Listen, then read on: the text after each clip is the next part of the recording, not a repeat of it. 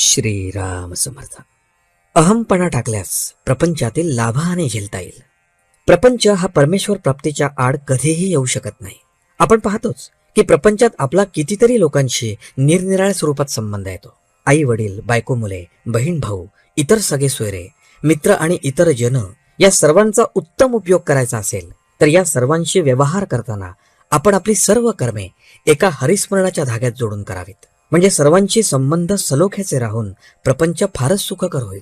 निदान तो तापदायक तरी खचित होणार नाही. या सर्वांशी संबंध बिघडायला आपला अभिमान, अहमपणा विशेष करून कारणीभूत होत असतो.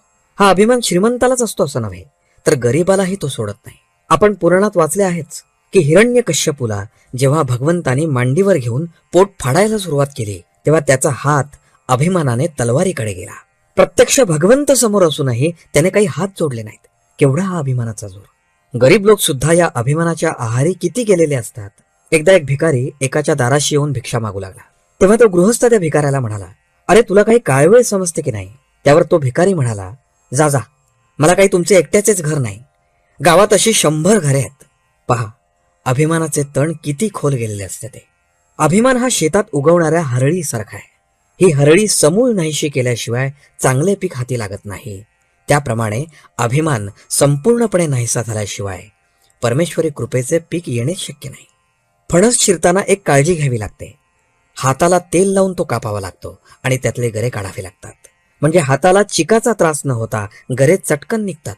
त्याप्रमाणे नाम घेऊन प्रपंचात व्यवहार केला तर अभिमानाचा किंवा विषय वासनांचा चीक न लागता परमेश्वर कृपेचे गरे हस्तगत करता येतात.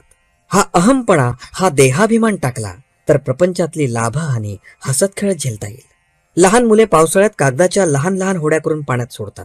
त्यातली होडी तरली तरी हसतात, बुडाली तरी हसतात.